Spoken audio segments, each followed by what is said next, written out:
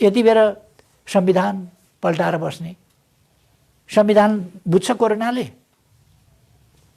त्यसले पढेको पनि छैन, त्यसले पढ्दा पनि पढ्दैन, भनेको पनि सुन्दैन। अनि तपाईँले संविधान पल्टाएर के गर्नुहुन्छ? कोरोना नियन्त्रण गर्ने विधि अपनाउनुपर्छ। कानुन पल्टाएर के गर्नुहुन्छ? यति बेर नियन्त्रण गर्ने विधि अपनाउनुपर्छ। पत्रकार चाहिँ त्यहाँ कसरी पुगिसक्छ?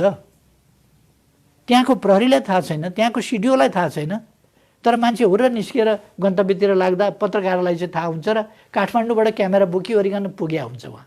कसरी? रहस्यपूर्ण छैन र? त्यहाँको सिडिओलाई सोद्धाखेरि थाहा छैन त्यो कुरा, त्यहाँको प्रहरीलाई थाहा छैन, किनभने मान्छे झुरुप्प जम्मा भए फुरेर निस्किएर हिँडे। पर्नेले पाएका छन्, कति नपाउनु पर्नेले, तर पनि राहत बाँडिएको छ र लगभग 76-80 करोडको राहत हामीले बाँडिसकेका छौँ। त्यसकारण अनि त्यो राहत बाँडेको चाहिँ के गरे त हामीले? नाटक मञ्चन गरे हो र? त्यो यथार्थमा गरिएको कुरा हो। फेरि पनि सुन तस्करी भनेको छ, जहाँ हुन दिइएन। यो यस्तै प्रकारको छ। अहिले विशेष परिस्थितिमा यस्ता कुराहरूमा जो कर्ता थिए उनीहरू नै अहिले बाजा बजाएर बसेका छन्। आश्चर्यजनक त्यो एउटा तिनीहरूको चाहिँ त्यो बोल्ने, भन्ने, आरोप लाउने र सबै उस्तै हुन् पार्ने। हिजो भ्रष्टाचारका काण्डहरू हुन्थे, लामो लामो समयदेखि अपराध कर्महरू 22-24 जना मान्छेहरूलाई जिउँदै लगेर भट्टामा पोल्नेहरू सांसद र मन्त्री भएर बसेका थिए। तिनमाथि छानबिन हुने, कारबाही हुने स्थिति बनेपछि शासन सुव्यवस्था भएन, भ्रष्टाचार नियन्त्रण भएन। यस पृष्ठभूमिमा भ्रष्टाचार नियन्त्रण भयो कि भएन, शासन सुव्यवस्था भयो कि भएन? सञ्चारकर्मी र सञ्चार माध्यमहरूलाई म अनुरोध गर्न चाहन्छु, कुनै ठाउँमा मान्छे अलपत्र परेको देख्नुभयो भने पर्खिएर भोलिपल्ट प्रसारण गर्ने, त्यो अलपत्रताको, त्यो दुःखको प्रसारण भोलिपल्ट मिडियाबाट गर्ने होइन।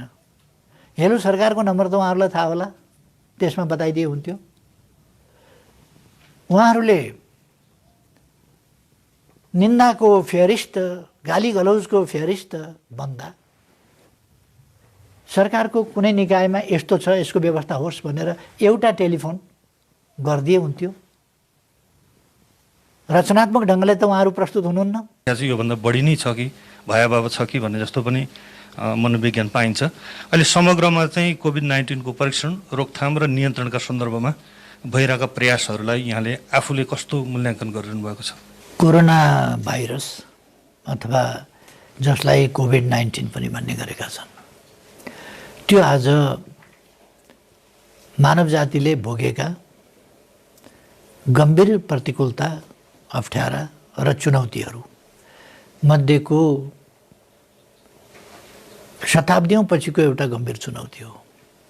यस स्तरमा, यस मात्रामा सायद शताब्दीौँदेखि विश्वलाई नै लपेटेर दावानलको रूपमा बढिरहेको लाखौँ, लगभग 1.5 लाखको ज्यान गइसकेको,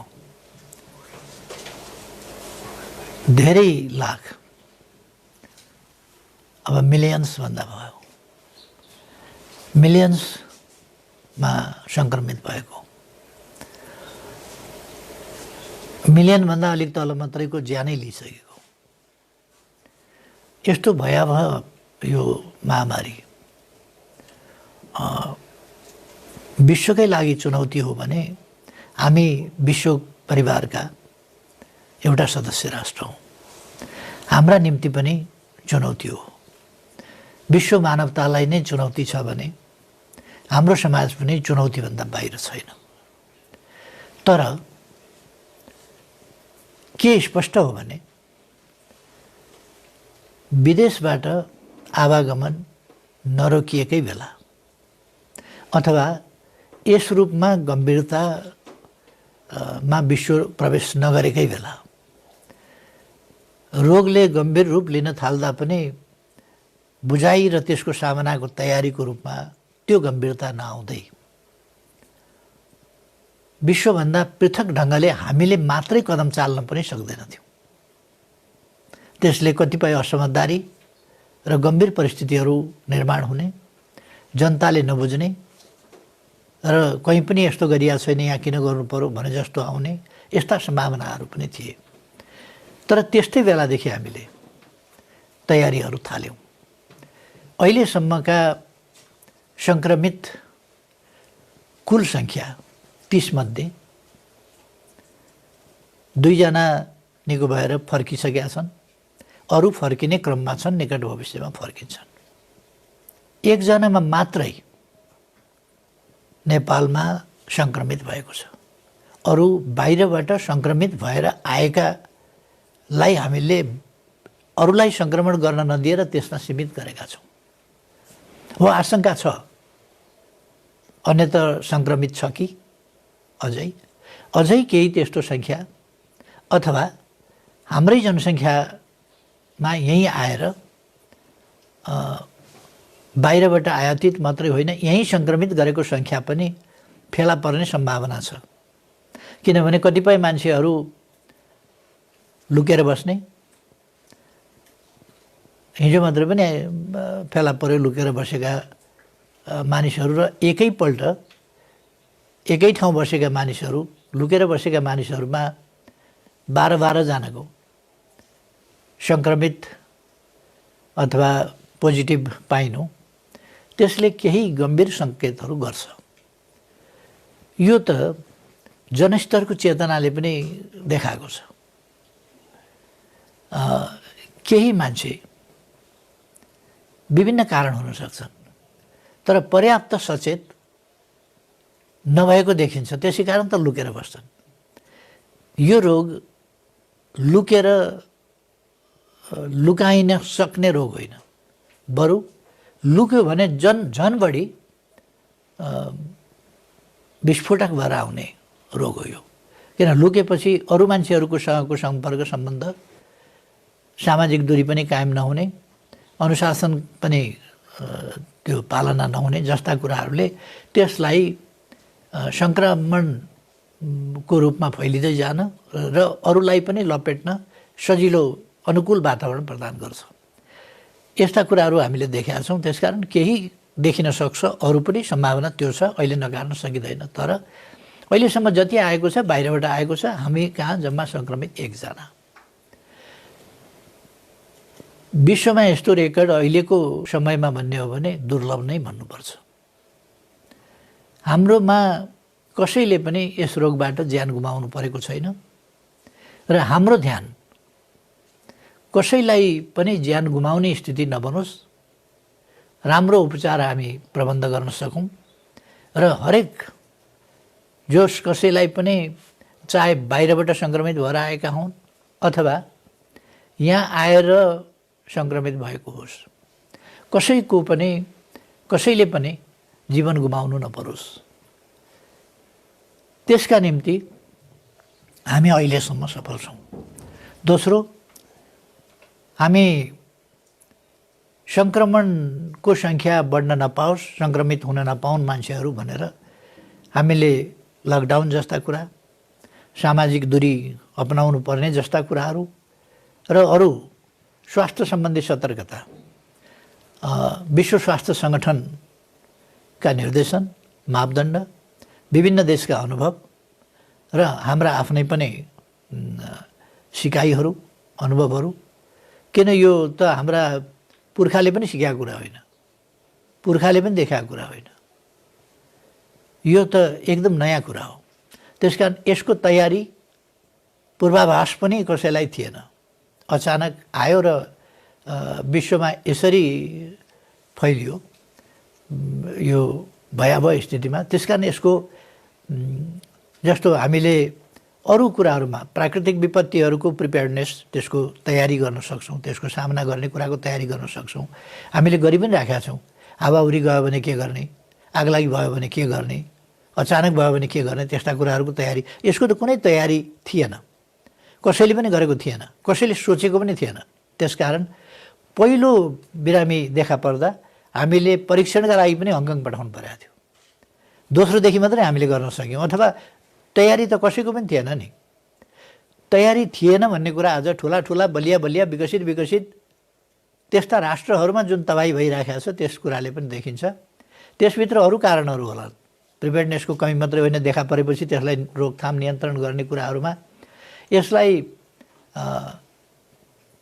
अर्थतन्त्रसँग जोडेर हेर्नु अथवा आइडियोलोजीसँग जोडेर हेर्नु अथवा देशका राजनीतिक प्रणालीहरूसँग जोडेर हेर्नु र आग्रहपूर्ण ढङ्गले व्यवहार गर्नु भनेको यो कोरोना जस्तो चिजको चाहिँ भेदभावपूर्ण, सचेत, योजनाबद्ध या विवेक चेतना प्रयोग गरेर आउने रोग होइन यो। त्यसकारण यसको जडधर्म हुन्छ, यसले छुट्याउँदैन, यसलाई आइडियोलोजीसँग मतलब छैन, प्रणालीसँग मतलब छैन, यसले समाजमा के असर पर्छ यसलाई चाहिँ अलिकति जगाउनु पर्छ कि यसलाई हेर्न पर्छ कि भन्ने छैन। यसले एकमेष हो, यो एउटा डढेलो जस्तो हो जसले भेदभाव नगरिकन पोल्छ। यसले ठुला साना पनि भन्दैन, धनी गरिब पनि भन्दैन, ओहदाका पनि भन्दैन, अरूलाई पनि भन्दैन, आगोले कसैलाई पनि पोल्न छोड्दैन। हो त्यस्तै हो यो। त्यसकारण यस्ता कुराहरूको आधार हुनुपर्ने थिएन र बढी क्षति त्यसरी पनि भएको होला।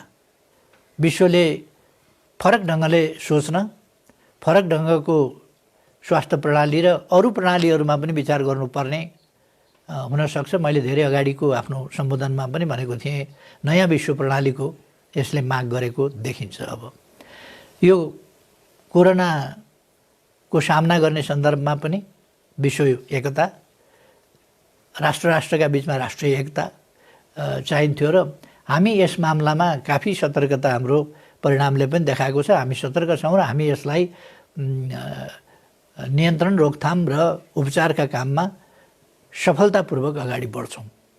रामजी, जस्तो अब यहाँले भन्नुभयो कि नयाँ विश्व प्रणाली नै को स्थिति पनि आउन सक्छ र कोरोना भाइरसबाट मुक्त भइसकेपछिको विश्व कस्तो रहन्छ अहिले नै आकलन गर्न मुस्किल छ भन्ने एउटा विश्लेषण त छँदैछ।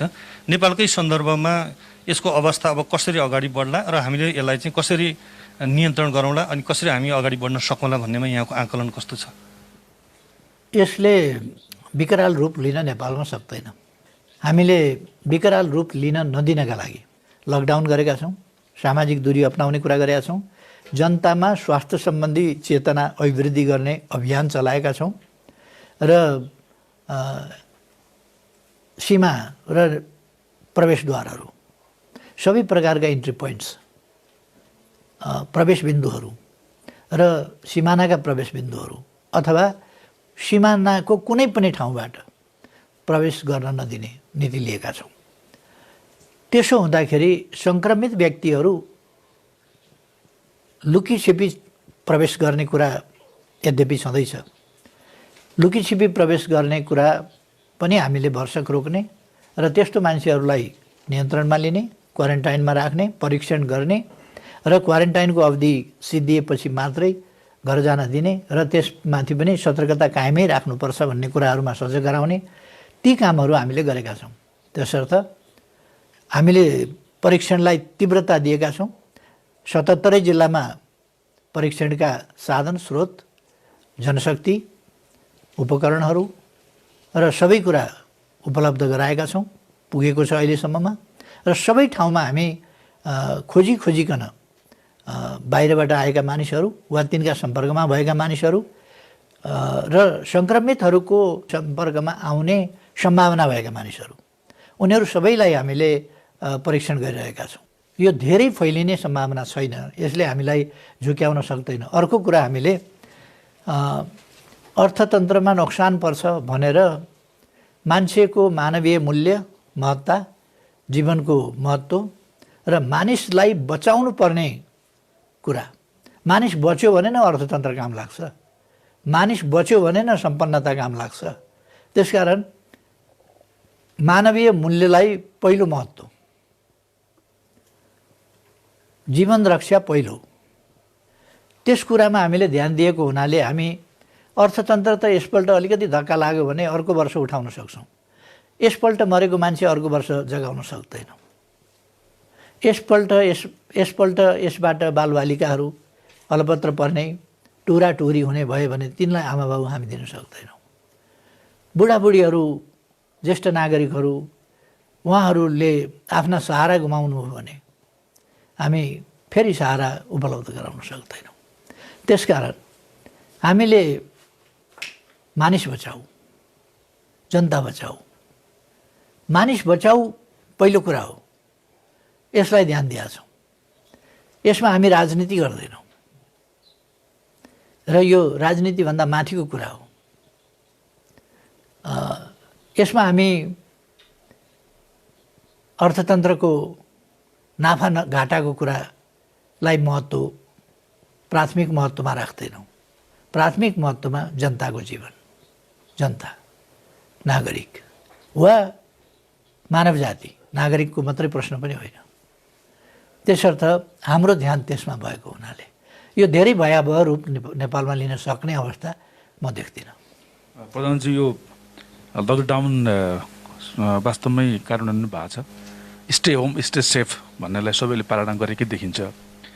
तर लकडाउन हामीले अनाउन्स गरेको 27 दिन भइसक्यो, अझै 15 गतिसम्म हामी लकडाउन घोषित गरेका छौँ। अब यो लकडाउन मात्रै यसको समाधान हो कि लकडाउन सँगसँगै अरू पनि केही विकल्पहरू अथवा चरणबद्ध रूपमा अरू केही विकल्प अथवा लकडाउनलाई पनि अलिक सहज ढङ्गले अझै खुकुलो पार्दै तर फेरि कमसेकम पनि फेरि अघि प्रधानजीले भने जस्तो जनताको जीवन रक्षाको निम्ति अरू कुनै माध्यमबाट जान सक्ने पनि केही छ कि के सोच्नु भएको छ यसमा? एउटा यहाँको प्रश्नमा के देखियो भने लकडाउन मात्रै उपाय हो कि भनेर मैले अघि नै भने लकडाउन मात्रै हुँदै होइन। सीमा नियन्त्रण, प्रवेश बिन्दुबाट आवागमन त्यो पूर्ण रूपमा रोक्नु त्यो अर्को कुरा हो। सामाजिक दूरी कायम गर्नु, मास्क लगाउनु, हात नमिलाउनु, अङ्कमा लकडाउन रहरको विषय होइन। लकडाउनमा असुविधा मात्रै होइन। आज तपाईँले हेर्नुभयो भने खाल्टो खनेका खनै छन्, बाकसहरू चाङ लगाएर राखिराखेका छन्, अलिअलि माटोले पुर्दै गएका छन्, त्यसभित्र मान्छेहरू पुरिँदै गएका छन्। त्यो स्थिति छ। हामीले 15 दिन सामाजिक दूरी कायम गरेर लकडाउन मेन्टेन गरेर बाँच्नु र फेरि सामान्य सहज सामाजिक जीवन चलाउनु राम्रो कि खाल्टाहरू लामा ठुला खाल्टाहरू खनेर अनि बाकसहरू पाँच्दै गएर अनि पुर्दै जाने त्यो कहर, त्यो क्रन्दन, त्यो रुवावासी, त्यसले पैदा गर्ने आतङ्क, त्यसले पैदा गर्ने मानसिक प्रभाव, त्यसले सिर्जना गर्ने दुष्प्रभाव, डिप्रेसन, आत्महत्या जस्ता कुराहरू अथवा डिप्रेसनका समस्या त्यस्ता हुन सक्छन् जब आतङ्क समाजमा छाउँछ। त्यसै कारण हामीले त्यो मात्रै होइन नि, क्वारेन्टाइन धेरै ठाउँमा धेरै क्वारेन्टाइन, मैले त्यो सङ्ख्यामा अहिले गइरहनु आवश्यक छैन। सबैलाई थाहा छ, प्रसारण गरिराखेको छ, भनिराखेको छ। स्वास्थ्य मन्त्रालयको प्रवक्ताले डेली ब्रिफिङ गरिराखेको छ। त्यसकारण हामी एउटै मात्रै लकडाउनमा मात्रै भर परेका छैनौँ। यसलाई कुनै राजनीतिको मसला बनाउन मिल्दैन। जनतालाई दुःख दियो सरकारले भनेर भन्न मिल्दैन। यो जनता जोगाउनका लागि हामीले केही दिन, यो यहाँ मात्रै होइन, विश्व स्तरमा कहाँ भएको छैन। अहिले तपाईँले अमेरिकाको हेर्नुभयो भने कतिवटा स्टेटमा सोझै लकडाउन छ। जहाँ लकडाउन छ त्यहाँ कम क्षति छ, जहाँ लकडाउन छैन त्यहाँ सबभन्दा बढी बर्बादी चाहिँ त्यहाँ छ। त्यस कारण यसलाई इगोको विषय, यसलाई मैले भने कुनै आइडियोलोजीको विषय, कुनै राजनीतिक प्रणालीको विषय अथवा यसलाई अर्थतन्त्रमा क्षति पुग्ने भयो त्यसकारण मानिसको जेसुकै होस् अर्थतन्त्र चाहिँ खस्किनु हुँदैन। मानिस जेसुकै होस् हाम्रो आर्थिक सुप्रिमेसी, मान्छे नरहेपछि आर्थिक सुप्रिमेसी खस्किन्छ। त्यसकारण म यस मामलामा नेपालको सन्दर्भमा मात्रै होइन विश्व समुदायलाई आग्रह गर्न चाहन्छु। यस सम्बन्धमा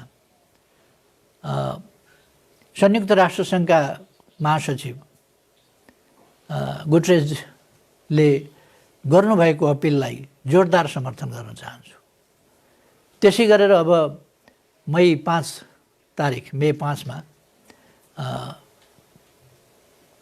यो असंलग्न आन्दोलनले आफ्नो एउटा मुभ चाल्न लागिरहेको छ, त्यसलाई म समर्थन जनाउन चाहन्छु।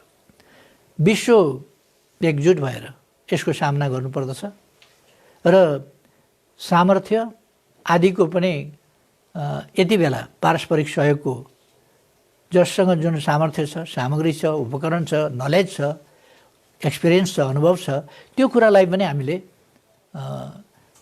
वितरण गर्नुपर्दछ अथवा त्यसको पनि सेयर गर्नुपर्दछ र यस साझा शत्रुका विरुद्ध हामी लड्नुपर्दछ। हाम्रो आजको भावना त्यो हुनुपर्दछ। त्यसर्थ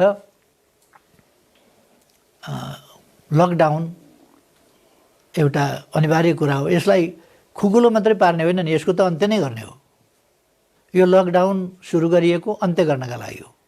तर पहिले हामी कोरोना अन्त्य गर्ने कुराको सुनिश्चितता गर्छौँ, अनि अरू कुराहरू अन्त्य गर्छौँ। कोरोना नियन्त्रण गर्ने, रोकथाम गर्ने र त्यसलाई निर्मूल पार्ने कुराको पहिलो प्रत्याभूति, पहिलो ग्यारेन्टी त्यो कुराको चाहियो। त्यो सँगसँगै हामीले खुकुलो गर्ने, कडाई गर्ने, अन्त्य गर्ने, यी सबै कुरा चाहिँ त्योसँग निर्भर छन्। कोरोना नआएको भएदेखि लकडाउन पर्नै थिएन। तर एउटा कुरा चाहिँ के छ भने यो कोरोना पनि हामी नियन्त्रण गर्छौँ। कोरोना भन्दा पछि हाम्रो देश स्वास्थ्य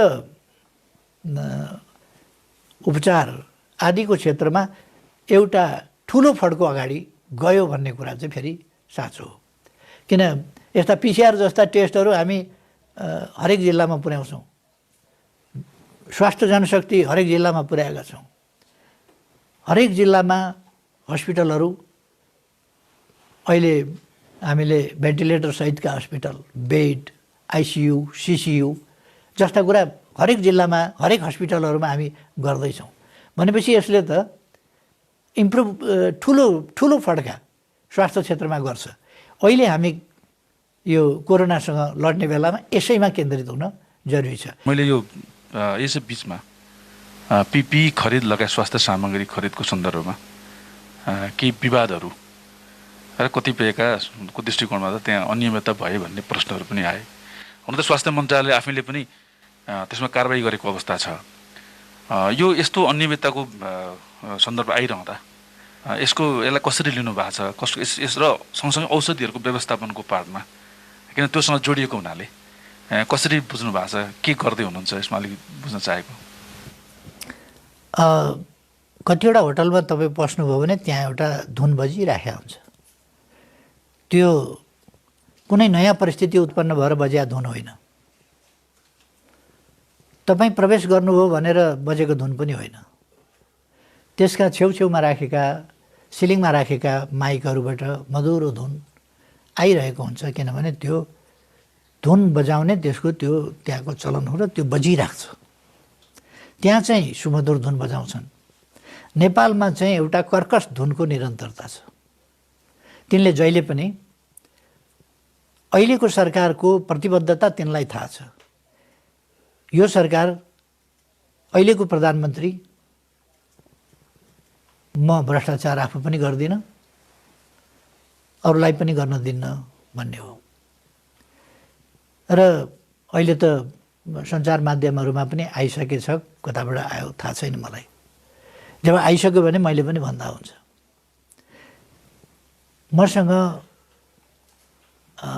जुन घर घडेरी जुन थियो त्यो घर घडेरी पनि 2-4 वर्ष अगाडि नै हामी श्रीमान श्रीमती बाँचिन्जेलसम्म त्यसमा निःशुल्क भाडा नतिरिकन बस्न पाउने, हाम्रो सेखपछि त्यो ट्रस्टको हुने, सरकारको हुने, त्यसका हिसाबले हामीले त्यो जमिन पास गरिदिएर दान गरिसकेका छौँ। आफूले, मेरो श्रीमतीले त 33 वर्ष राष्ट्र ब्याङ्कमा जागिर खाएर घर जग्गा साप्टी आदि इत्यादि सबै प्रयोग गरेर त्यो घर बनाएको। 33 वर्ष जागिर खाएर दुःख गरेर बनाएको घर पनि दान गरिसकेका छ जसले। हामीसँग कुनै सम्पत्ति छैन। मेरो श्रीमतीको पेन्सन हो, मेरो संसदबाट आउने, सरकारबाट आउने स्यालेरी हो, त्यो बाहेक अरू सम्पत्ति छैन। त्यस्तो स्थितिमा र त्यो मेरो नकली कमिटमेन्ट, बाहिर एक खालको भित्र अर्को खालको, दिउँसो माछा खानु हुँदैन भनेर प्रवचन दिने, बेलुका किताबका खानु हुँदैन भन्ने, खोलाका त खानु भइहाल्छ नि भन्ने त्यो नीतिको होइन। त्यसकारण मेरो प्रतिबद्धता पनि थाहा छ र मुख्य कुरा मेरो प्रतिबद्धतामाथि भर गर्ने हो, निर्भर हुने हो र मेरो सरकारको प्रतिबद्धता पनि थाहा छ। तपाईँले सुनिराख्नु भएको छ, यो ललिता निवास अहिले म प्रधानमन्त्री भएपछि व्यक्तिहरूले आफ्नो बनाएको हो र? अहिले त यो त छानबिन गरिएको हो नि। छानबिन गरिए पनि छानबिन गरेर मुद्दा दर्ता गरिएको छ, तर ललिता निवास प्रकरण भनेर मानिलिउँ मैले गराएको कि जस्तो तिनै गराउने मान्छेहरू कराइरहेका छन्। वाइड बडी भनेर तिनीहरू कराउँछन्। वाइड बडी मेरो समयमा मैले गराएको हो र? हिजो जसले वाइड बडी गराए, म कुनै अहिले आरोप लाउन चाहन्न, छानबिनले बताउला, तर जसले वाइड बडीको कारोबार गरे ठिक गरेका छन् भने ठिकै परिणाम आउला, बेठी गरेका भए बेठिकै परिणाम आउला, त्यो आफ्नो ठाउँमा होला। तर त्यो छानबिन हुँदैछ। मैले त गरेको छ वाइड बडी त खरिद त होइन। यो 38 क्विन्टल सुन ओसार पसार गर्दा जो सरकारमा थिए, शासनमा थिए, तिनले गरेनन् होला त भइराख्या त थियो नि। हो त्यसलाई रोकेर त्यसको छानबिन गरेर अहिले ठुलो सङ्ख्यामाथि मुद्दा लागेको र धेरै मानिसहरू जेलमा अहिले पनि छँदैछन्, मुद्दा अदालतमा छ। हामीले ती पालहरू टालिदिउँ र अहिले जङ्गलमा ओडारमा फालेका, मजेरीमा लुकाएका अथवा बारीमा बोकेर ल्याएका, जहाँ जहाँ छ कुनै पनि चिप्लिन नदिएर हामीले सबैलाई गिरफ्तार गरेका छौँ र मुद्दा चलाएका छौँ। फेरि पनि सुन तस्करी भनेको छ, जहाँ हुन दिइएन। यो यस्तै प्रकारको छ। अहिले विशेष परिस्थितिमा यस्ता कुराहरूमा जो कर्ता थिए उनीहरू नै अहिले बाजा बजाएर बसेका छन्। आश्चर्यजनक त्यो एउटा तिनीहरूको चाहिँ त्यो बोल्ने, भन्ने, आरोप लाउने र सबै उस्तै हुन् पार्ने। हिजो भ्रष्टाचारका काण्डहरू हुन्थे, लामो लामो समयदेखि अपराध कर्महरू 22-24 जना मान्छेहरूलाई जिउँदै लगेर भट्टामा पोल्नेहरू सांसद र मन्त्री भएर बसेका थिए। तिनमाथि छानबिन हुने, कारबाही हुने स्थिति बनेपछि शासन सुव्यवस्था भएन, भ्रष्टाचार नियन्त्रण भएन। यस पृष्ठभूमिमा भ्रष्टाचार नियन्त्रण भयो कि भएन, शासन सुव्यवस्था भयो कि भएन, यत्रो अस्थिरता फैलाउन खोज्दा पनि समाजमा शान्ति सुव्यवस्था भयो कि भएन? यति शान्तिपूर्ण परिस्थिति अहिले यो कोरोना भएपछि मात्रैको कुरा होइन, त्योभन्दा अगाडि शान्तिपूर्ण परिस्थिति नेपालमा कहिल्यै यसभन्दा अगाडि थियो कि थिएन? 9 महिने सरकार छोडेर। अब यस विशेष परिस्थितिमा, यो विशेष परिस्थिति यति बेला सामान्य खरिद प्रक्रियाले हुँदैन। किन छिटो सामान आएन भन्ने, टेन्डरको लामो प्रक्रियाबाट जाँदा छिटो सामान आउँदैन। कहिले सम्झौताबाट जानुपर्छ, कहिले G2Gबाट जानुपर्छ, कहिले B2Bबाट जानुपर्ने हुन्छ, कहिले केबाट जानुपर्ने हुन्छ। त्यसकारण यसको अथोरिटी कोसँग छ भन्दा यो मन्त्री परिषदमा आउँदैन। त्यो मन्त्रालयको विभागको प्रमुखले खरिद गर्न सक्दछ र एक तहमाथिलाई जानकारी दिन सक्छ, भएको त्यही हो। सामान्यतया मैले यस्तो परिस्थितिमा कसैले अनियमितता पनि गर्छ भन्ने कल्पना गर्दिनँ। कोरोना भाइरसबाट यस्तो देश चाहिँ नै आक्रान्त भएको बेला कसैले अनियमितता गर्छ भन्ने कुरा गर्न सक्दिनँ। तर प्रचार गर्नेहरूले मलाई जोडेर, मेरो नाम जोडेर थुप्रै खालका प्रचार गरे। त्यसकारण मैले अघि भनेको थिएँ, कहीँ केही धुनहरू लगातार बजाउने चलन हुन्छ। नेपालमा केहीहरू लगातार धुन बजाएर बसेका छन्। धुन कर्कश धुन, त्यस धुनको नाम चाहिँ हो कर्कश। त्यो कर्कश धुन बजाएर बस्नेहरूको हल्लाको पछाडि नलाग्न, अनियमितता भएको छ भने कारबाहीबाट कोही पनि छुट्दैन। तर जेमा पनि अनियमितता भन्ने कतिले के भन्छन्, मुख नभएको मान्छे हुन्छ र भनेर। मुख छ भन्दैमा जे पनि त्यही खाँदैन मान्छेले भन्ने तिनले थाहा पाए हुन्थ्यो। पेट नभएको मान्छे हुन्छ र भन्छन्। पेट मान्छेको हुन्छ, तर पेट छ भन्दैमा जे पनि खाने त्यस्तो मानव जातिले गर्दैन। त्यो कुरा तिनले थाहा पाए हुन्थ्यो। र यस देशमा भ्रष्टाचार नगर्ने, अनैतिक बाटो नहिँड्ने र साँच्चै देश बनाउने सङ्कल्प बोकेका मान्छेहरू पनि हुन्छन् र छन् भन्ने कुरा तिनले यसो बुझे पनि हुन्थ्यो। यी हल्लाहरू यो अभियानमा भ्रम सिर्जना गर्ने, जनता बर्गल्याउने, अल्मल्याउने र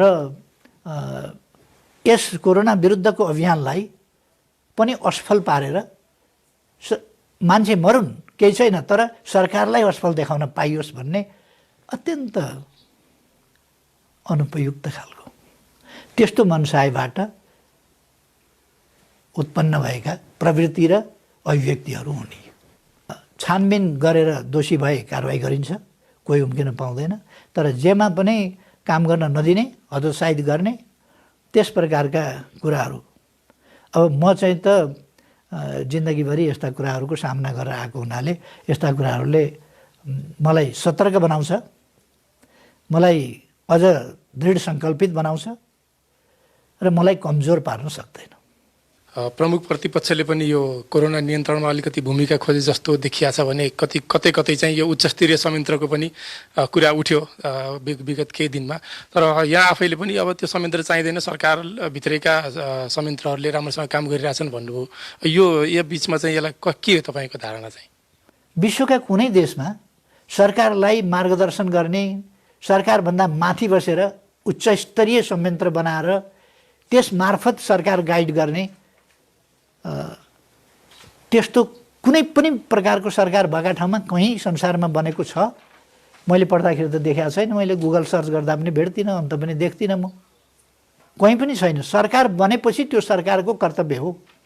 दोस्रो कुरा, नेपालमा 2/3 सरकार छ, म्यान्डेट प्राप्त सरकार छ र यसले आफ्नो कर्तव्य निर्बाध पालना गर्दछ। तेस्रो कुरा, सरकारले सबै राजनीतिक दलहरू, सङ्घ संस्थाहरू, नागरिक समाज, सबै एनजिओज, आइएनजिओज अथवा जति प्रकारका संस्था छन् ती सबै र व्यक्तिहरू र आम जनतासँग सहकार्य गर्नुपर्दछ, कुरा सुन्नुपर्दछ, राय सुझाव लिनुपर्दछ र राम्रा राय सुझावहरूलाई त्यसलाई सरकारी निर्णयको रूपमा रूपान्तरण गरेर ती सुझावहरूलाई ग्रहण गरेर जानुपर्दछ। नेपाल सरकारले राजनीतिक दलहरूसँग कहिले बैठक गरेका छ, कहिले परामर्श गरेका छ र राजनीतिक दलहरूले नेपाल सरकारका नीतिहरू र कामहरूलाई समर्थन गरेका छन्, प्रशंसा गरेका छन् र साथ सहयोग दिएका छन्। एकाध व्यक्तिहरूका व्यक्तिगत सरकारका आदेश मान्दिन जस्ता खालका अभिव्यक्ति, दम्भपूर्ण अभिव्यक्ति अथवा अराजकतातर्फका अभिव्यक्ति ती बेग्लै कुरा हुन्, ती अपवादका कुरा हुन्। र उच्च स्तरीय संयन्त्रमा नागरिक समाज भनेको को? उच्च स्तरीय संयन्त्र बनाउने हो भने मेरो अध्यक्षतामा सम्पूर्ण नागरिक भएको उच्च स्तरीय संयन्त्र होइन भने ककसलाई छोड्नुपर्ने र ककसलाई चाहिँ नै राख्नुपर्ने। ककसलाई आफ्नो महत्ता यति बेर चाहिँ सरकारलाई निर्देशित गर्नेको रूपमा यो सरकार संविधान अनुसार चल्छ, यो सरकार कानुन अनुसार चल्छ, यो सरकार भएको हुनाले यसलाई जनताले सुम्पिएको अधिकार र उत्तरदायित्व अनुसार चल्छ, यो सरकार आफ्ना कर्तव्य, आफ्ना नैतिकता, आफ्ना जति उत्तरदायित्व देश र जनताप्रति पालन गर्नुपर्ने त्यो गर्छु भनेर शपथ लिएर बनेको सरकार हो, अधिकार प्राप्त गरेर बनेको सरकार हो।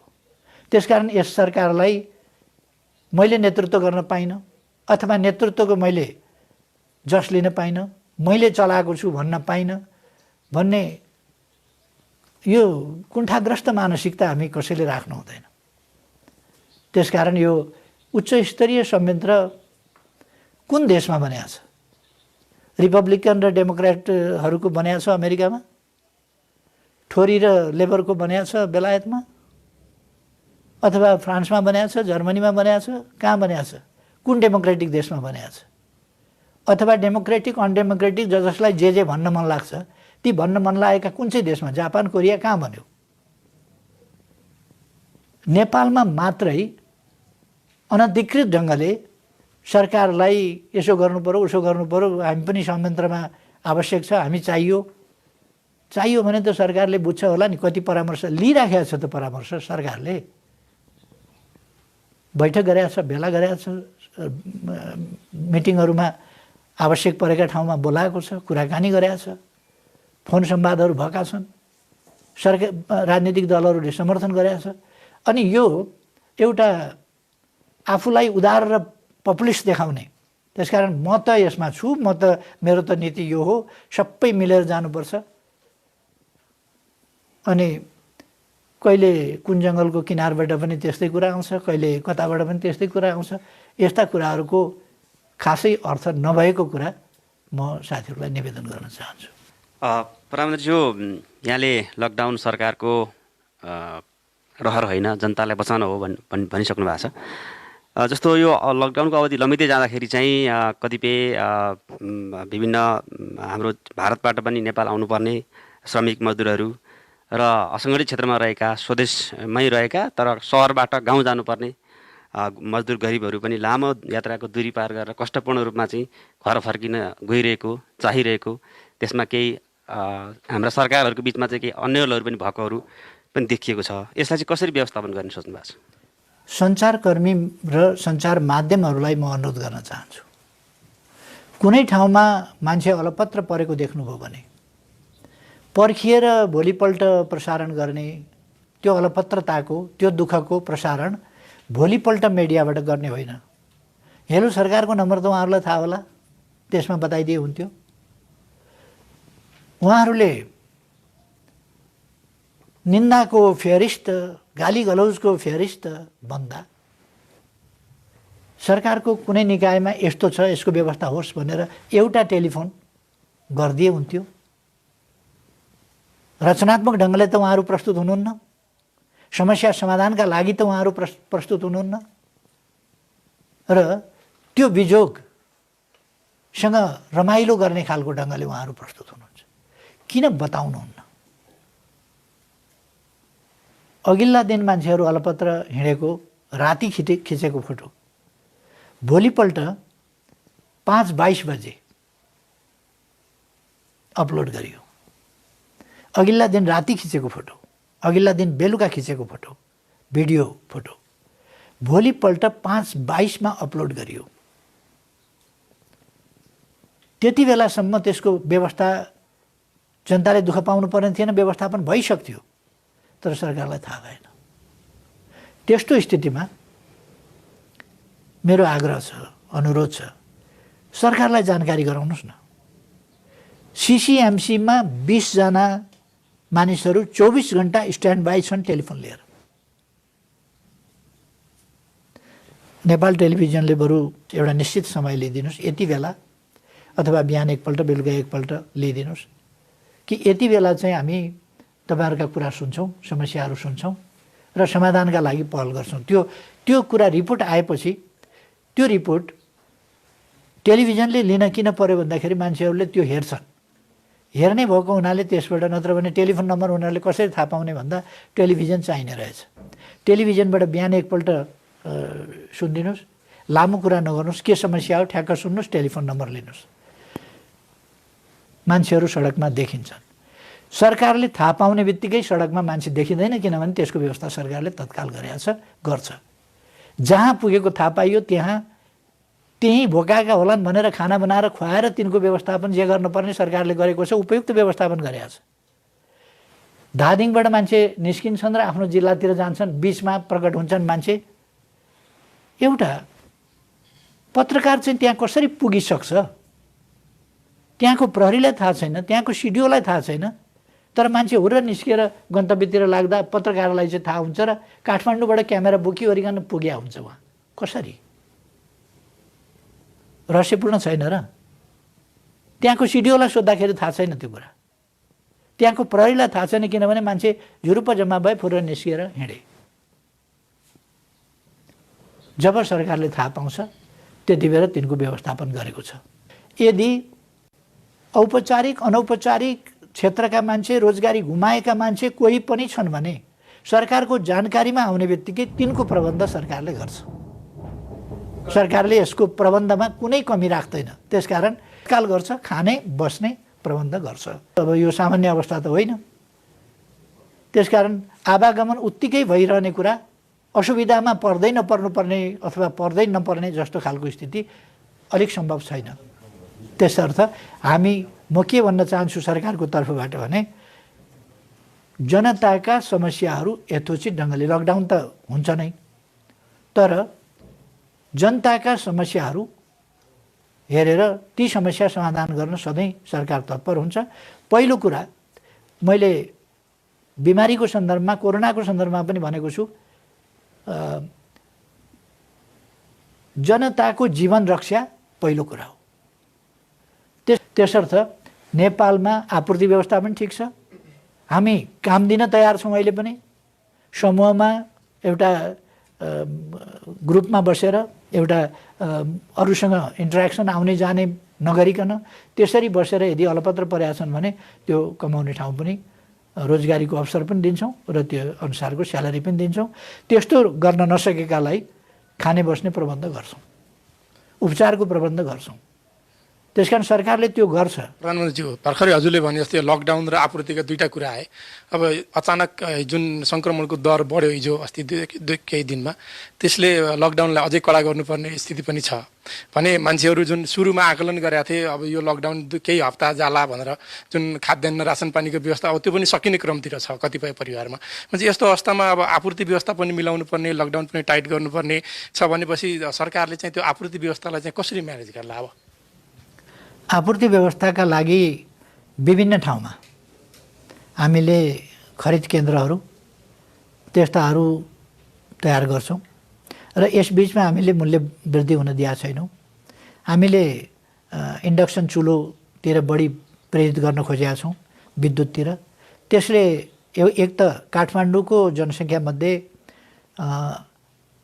बाहिर मानिसहरूले 12 लाख मानिस गए भने पनि सरकारी आँकडामा त्यो सङ्ख्या अलिक पुग्दैन। त्योभन्दा अलिक कम सङ्ख्यामा मान्छे बाहिर गएको देखिन्छ। तर पनि 6-7 लाखभन्दा बढी मान्छेहरू चाहिँ उपत्यकाभन्दा बाहिर गएका छन्। यसबिचमा अनौपचारिक ढङ्गले पनि 1000-1200 जसो मान्छेहरू बाहिर गएका छन् र ग्यासको खपत स्वाभाविक रूपमा घटेको छ र ग्यासको खपत घटेपछि सिलिन्डरहरू खाली नहुने र सिलिन्डरमा ग्यास भर्ने स्थिति नहुने भएको हुनाले ग्यासको स्टक रहने अनि ट्याङ्करहरूले पर्खिनुपर्ने, किनभने स्टोरमा राख्ने ठाउँै छैन। त्यसो भएपछि स्टोरले डिपोहरूमा पुर्याउनै सक्दैन, किनभने त्यहाँ खाली नै छैन। ग्यास फिल गर्ने, रिफिल गर्ने ठाउँहरू तिनीहरूमा गर्न सक्दैन। त्यसो भएको हुनाले ग्यासका कतिपय ट्याङ्करहरू चाहिँ वेटमा हुनुपर्ने खालको स्थिति छ। त्यो आपूर्तिमा कमी छैन।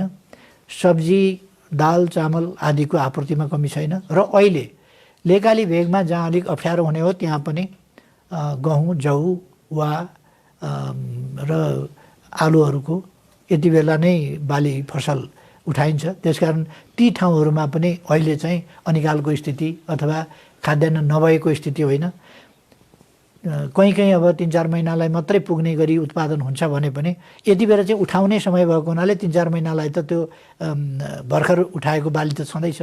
त्यसकारण त्यस्तो अप्ठ्यारो छैन। हामीले सबै जिल्लाहरूमा स्टक लगेर राखेका छौँ। यस देशमा हुने खानेको सरकार होइन, सबै जनताको, सबै नेपालीको सरकार छ। त्यसकारण गरिब, निमुखा, अशक्त सबैको, मजदुरको, किसानको, श्रमजीवीको सबैको सरकार भएको हुनाले आधारभूत बाँच्ने स्थिति हामीले किन जनता आवास कार्यक्रम चलाएका छौँ, किन बस्तीहरूलाई सुरक्षित ठाउँमा ल्याउने भनेका छौँ, किन फुसको छाना भएका ठाउँमा टिनको छाना दिने भनेका छौँ, किन भूकम्प जाँदाखेरि पुनर्निर्माणको कामलाई गतिका साथ अगाडि बढाएर आवास उपलब्ध गरायौँ। त यो सबै कुरा यसभन्दा अगाडि थियो र? यसभन्दा अगाडि त थिएन। कसैको घर आगलागी भयो भने, कसैको घर भत्कियो भने सरकारले हेर्थ्यो। कोही गरिब भएर घर छैन भने सरकारले हेर्थ्यो। यही सरकार आएर सुरु गरे होइन। त्यसकारण यो सरकारले सुरु गरेका कामहरूलाई, राम्रा कामहरूलाई, महत्त्वपूर्ण कामहरूलाई र लोक कल्याणकारी राज्यका अवधारणा अनुसारका कामहरूलाई, जनताप्रति उत्तरदायी कामहरूलाई ओझेलमा पार्ने, तिनको महत्ता घटाउने जस्ता प्रयासहरू अन्तर्गत हल्ला गर्नुको कुनै अर्थ छैन भन्ने मेरो चाहिँ आग्रह हो। ज्यू, विदेशमा रहेका नेपालीहरूको प्रति अलपत्र नहुन् भन्ने हिसाबमा यहाँले भारत लगायतका देशका समकक्षीहरूसँग टेलिफोन वार्ता पनि गर्नुभएको छ।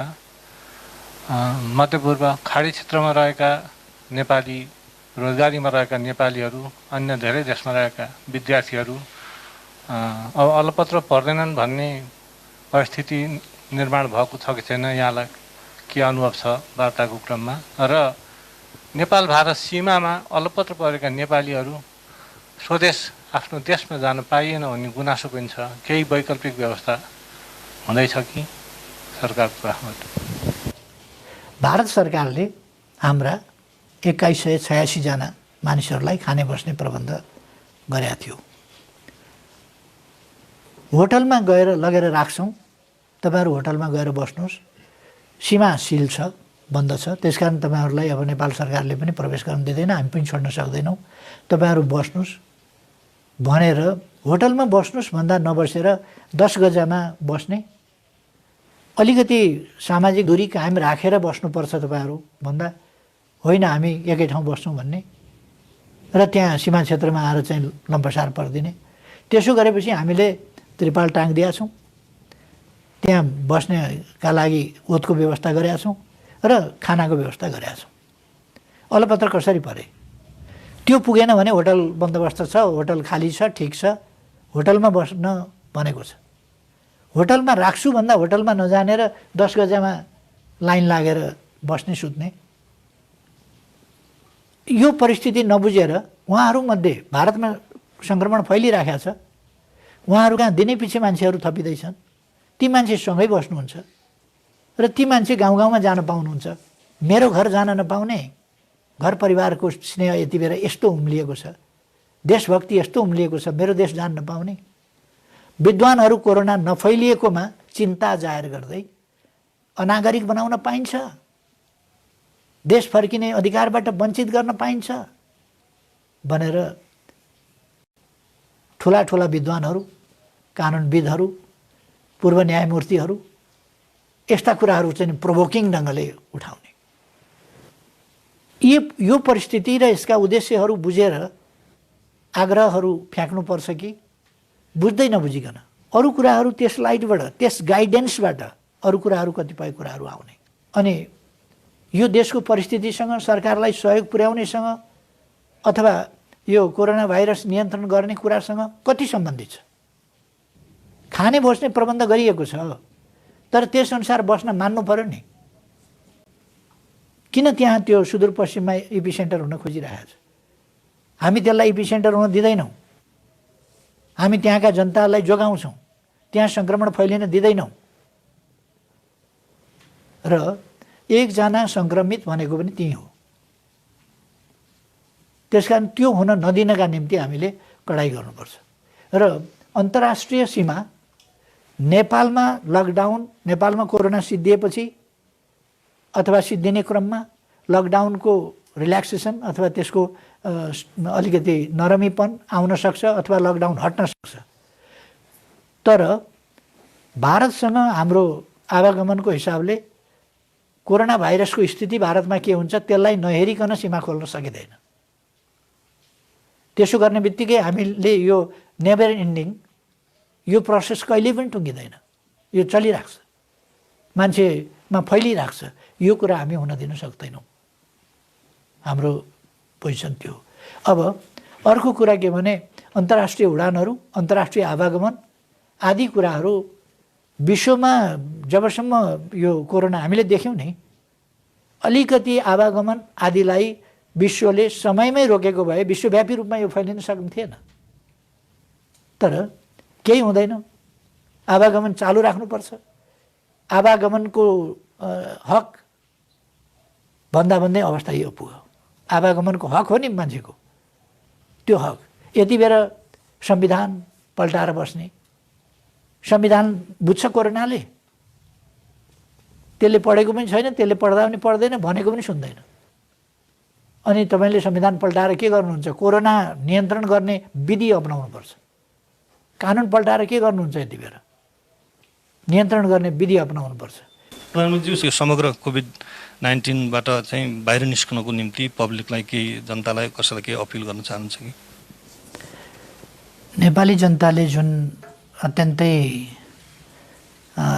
ठुलो समझदारी देखाउनु भएको छ, परिस्थितिलाई बुझ्नु भएको छ र सरकारसँग एकताबद्ध ढङ्गले काँधमा काँध मिलाएर सुदृढ समर्थन गरेर साथ सहयोग सरकारलाई गरेर कोभिड-19का विरुद्धको यो कोरोना भाइरस विरुद्धको लडाइँमा हरेकले सिपाहीको भूमिका खेलेर अगाडि बढ्नुभएको छ। यसका निम्ति म सम्पूर्ण नेपाली दाजुभाइ दिदीबहिनीहरूलाई हार्दिक धन्यवाद भन्न चाहन्छु। हामीपट्टि सद्भाव राख्ने, सहानुभूति राख्ने, सहयोगी भावना राख्ने र हाम्रा नागरिकहरूलाई आफ्नै नागरिक सरहको व्यवहार उपलब्ध गराउँछु भनेर आश्वस्त पार्ने, त्यसको प्रत्याभूत गर्ने विभिन्न राष्ट्रका सरकार प्रमुखहरू, राष्ट्र प्रमुखहरू, उहाँहरूलाई पनि म हार्दिक धन्यवाद भन्न चाहन्छु। ती देशहरूप्रति कृतज्ञता जाहेर गर्न चाहन्छु र म आम दाजुभाइ दिदी बहिनीहरूप्रति अत्यन्तै कृतज्ञताका साथ आभार व्यक्त गर्दछु। साथीहरूलाई धेरै धेरै धन्यवाद।